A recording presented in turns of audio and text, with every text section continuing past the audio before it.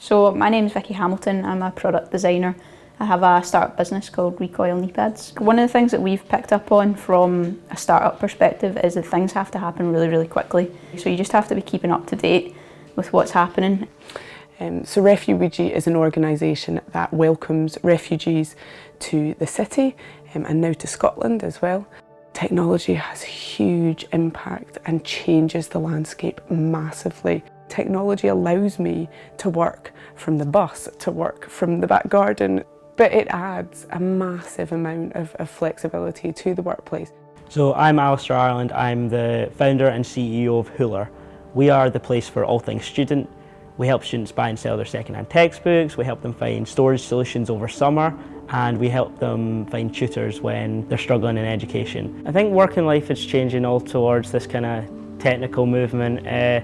People are needing to become better at their work-life balance, and the role that technology is playing in it is becoming more and more prominent now. My name is Josh Littlejohn. I am co-founder of Social Bite, which is a social enterprise in Scotland. Small chain of sandwich and coffee shops where we do a lot of work with the homeless. A lot of the traditional career paths that might have existed in previous generations will cease to exist, and there'll be new pathways that are created for future generations. So I think we need to teach people to think entrepreneurially and learn how to adapt to the changing times. If you have an idea, don't sit on it, just get it out there, talk to people about it, because if you have an idea right now, in a week's time, somebody else might have already came across that idea as well and tapped right into it. Work experience is no longer going to your dad's office and stapling bits of paper together. Work experience now is going and exploring an area that you're interested in. It's spending proper time with an individual or with that person. The connectivity of the world means that we can do that from the other side of the world. We can visually experience what that workplace is like. We can live chat with a person within that workplace. We can follow them around. We've got the capacity now to really get into a space and experience it.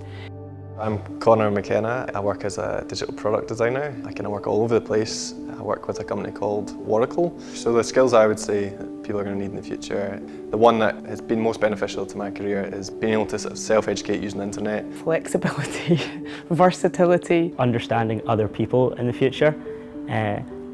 A lot of business now is becoming relationships with people and going to these networking events, shaking hands. But ultimately, again, to be able to strip it back and to think about what they as an individual, what you as a person can add to that dynamic. Being good people to other people goes a long way in business now, and I think that's a really important skill that entrepreneurs and business people now need to have.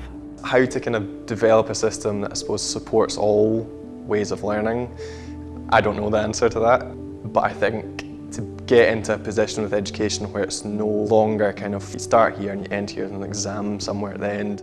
You're sitting in a classroom and you're learning something and you're thinking, when am I ever going to use this in real life? Like, where is the relevance? So I think the best way to help people learn those skills is to make it relevant to them, show them real life examples.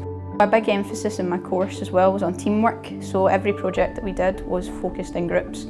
I think that is really realistic and a really good example of real life, because in reality, like even with our business, our product, I can't do everything myself. I need other people to specialise in other aspects around about it. A more practical approach is definitely, I think, needed in the education system for sure. I think hopefully a change that we see going forward is companies maybe making more of a proactive effort to include people that are historically marginalised from employment. I think we have this big untapped resource of people that, for example, in Social Bite's experience, we've took on people into employment from homeless backgrounds. Now, these people would have never in a million years been seen as suitable for a job, but I think one of the things we've learned is if you have a bit of patience and a bit of commitment to that process, then they can thrive and become real assets to your organisation. Some way that you can essentially adapt to say, well, if you're kind of roughly interested in this stuff, you can kind of go that way, and if you're interested in this stuff and maybe you are into sort of more formal skill sets, then you can go that way.